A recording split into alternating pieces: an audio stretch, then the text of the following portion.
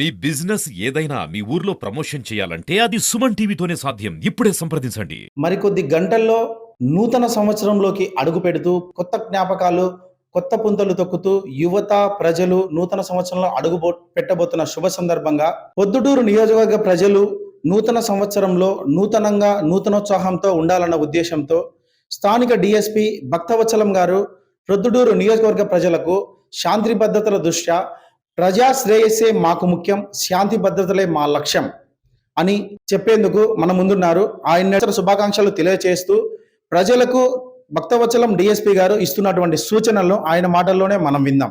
నమస్తే సార్, ప్రొద్దుటూరు నియోజకవర్గ ప్రజలకు నూతన సంవత్సర దృష్ట్యా మీరు శాంతి భద్రతలు ఏ విధంగా ప్రేక్షకులకు తెలియజేయగలరు sir? First of all Suman TV వారికి, సుమన్ టీవీ ప్రేక్షకులకి కొద్ది గంటల్లో రాబోయే నూతన సంవత్సర సందర్భంగా శుభాకాంక్షలు.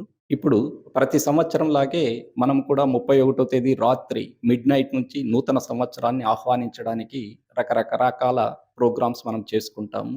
బట్ ఈ ప్రోగ్రామ్స్ వల్ల మనకు ప్రమాదాలు జరగకూడదు, పొద్దుటూరు పట్టణ ప్రజలకి, తరువాత రోడ్డుని యూజ్ చేసేవారికి ఎటువంటి ప్రమాదాలు జరగకూడదనే ఉద్దేశంతో కొన్ని సూచనలు తెలియజేస్తున్నాను ఈ సందర్భంగా.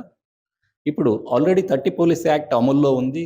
దాన్ని ఎవరైనా ఉల్లంఘిస్తే మాత్రము చర్యలు తీసుకోబడతాయి.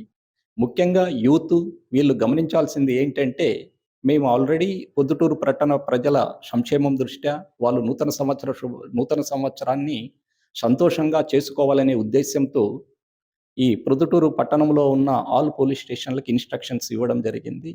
వారున్న ముఖ్యమైన కూడళ్లలో వాళ్ళు 31వ తేదీ రాత్రి 10 గంటల నుంచిని ఈ బ్రీత్ అనలైజర్ ద్వారా drunk and drive special drive చేయడం జరుగుతుంది.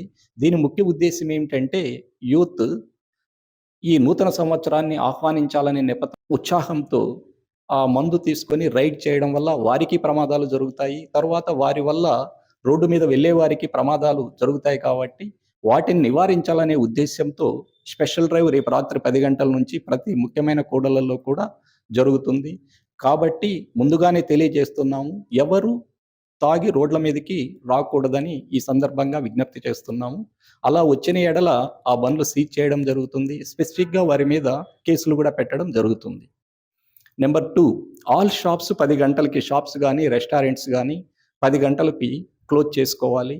ఈ bar and restaurants, wine shops government తర్వాత ఎక్సైజ్ డిపార్ట్మెంట్ ఇచ్చిన టైమింగ్ ప్రకారము వాళ్ళు క్లోజ్ చేసుకోవాలని ఈ సందర్భంగా వాళ్ళకి తెలియజేస్తున్నాను. తర్వాత ఈ రోడ్ల మీద ఎటువంటి ఈవెంట్స్ కానీ, ఎటువంటి కేక్ కటింగ్స్కి ఎవరికి పర్మిషన్ లేదు.